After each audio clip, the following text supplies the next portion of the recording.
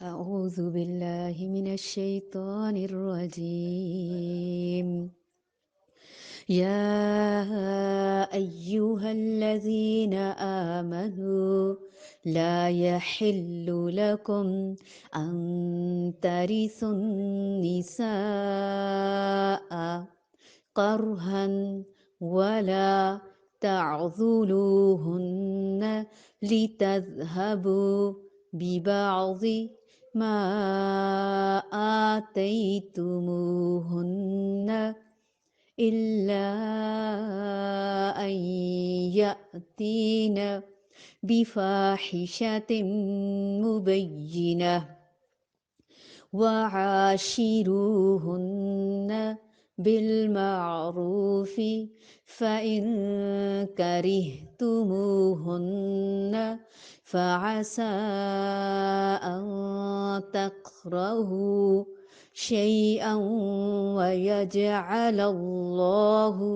فيه خيرا كثيرا. يا أيها الذين آمنوا لا يحل لكم أن ترثوا النساء كرها ولا تعضلوهن لتذهبوا ببعض ما آتيتموهن إلا أن يأتين بفاحشة مبينة وعاشروهن بالمعروف فإن كرهتموهن فعسى أن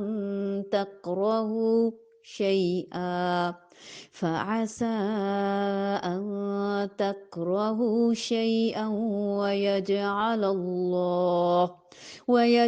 الله فيه خيرا كثيرا. یا ایہا الذین آمنو، اے لوگو جو ایمان لائے ہو، لا یحل نہیں حلال، لکم تمہارے لیے، ان کے تارثو تم وارث بن جاؤ، النساء عورتوں کے، کرہن زبردستی، ولا اور نہ، تعدلوہن تم روکو انہیں،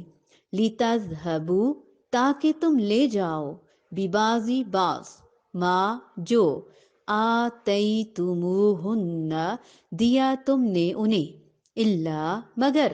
ان یہ کہ، یاتینا وہ آئیں، بفاحشتن بے حیائی کو، مبینتن کھلی کھلی،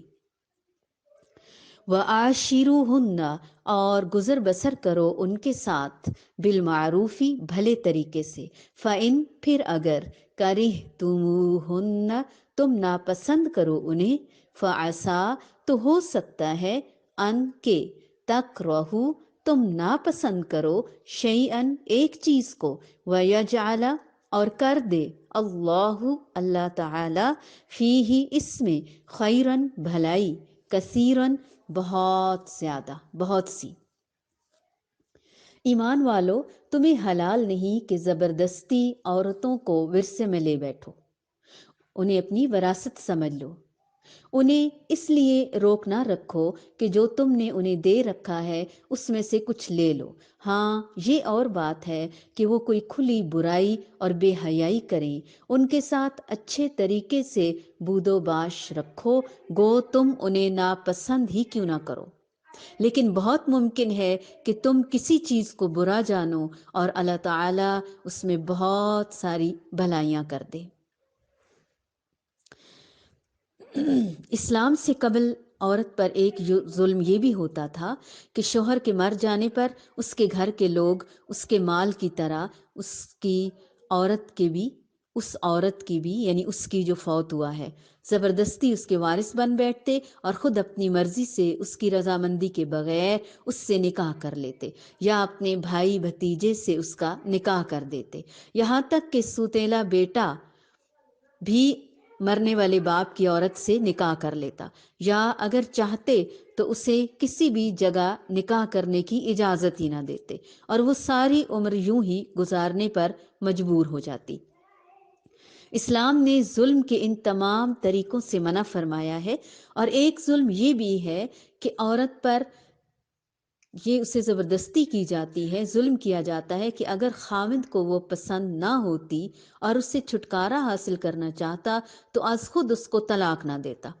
جس طرح ایسی صورت میں اسلام نے طلاق کی اجازت دی ہے، بلکہ اسے خوب تنگ کرتا تاکہ وہ مجبور ہو کر حق مہر یا جو کچھ خاوند نے اسے دیا ہوتا از خود واپس کر کے اس سے خلاصی حاصل کرنے کو ترجیح دے دے۔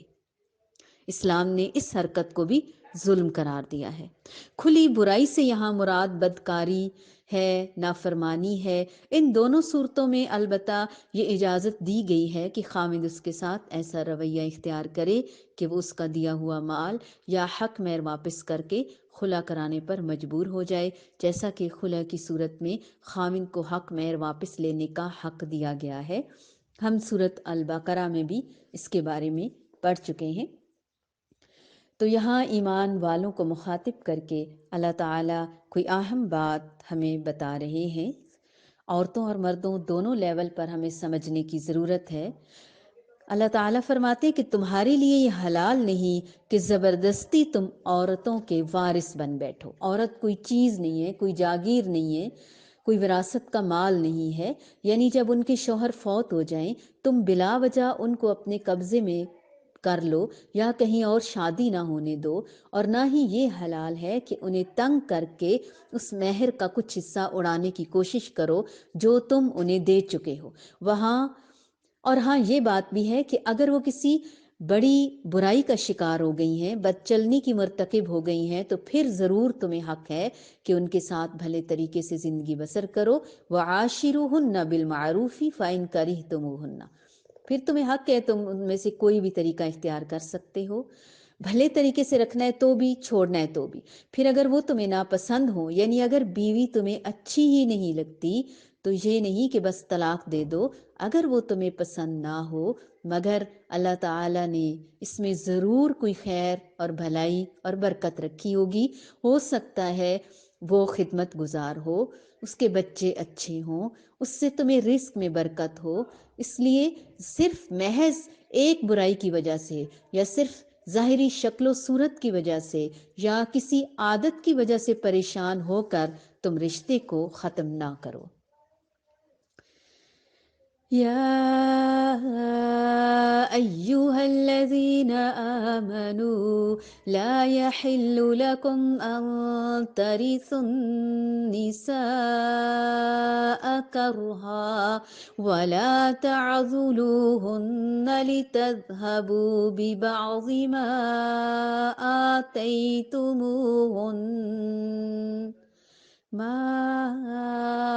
آتيتموهن إلا أن يأتين بفاحشة مبينة وعاشروهن بالمعروف فإن كرهتموهن فعسى أن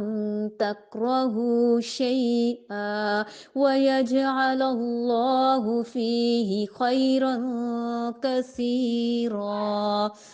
اللہ تعالی ہمیں ہمت اور توفیق دے کہ ہم اپنے گھریلو نظام کو، خاندانی نظام کو میاں بیوی ہونے کی صورت میں بہترین اور آسن طریقے سے نبھائیں، ایک دوسرے کو خوبیوں اور خامیوں سمیت قبول کریں۔ اللہ تعالی ہمیں اپنے خاوندوں کا فرما بردار اور اطاعت گزار بنائے، اور ہمارے خاوندوں کو اللہ تعالی اپنا اطاعت گزار اور فرما بردار بنائے۔ آمین ثم آمین۔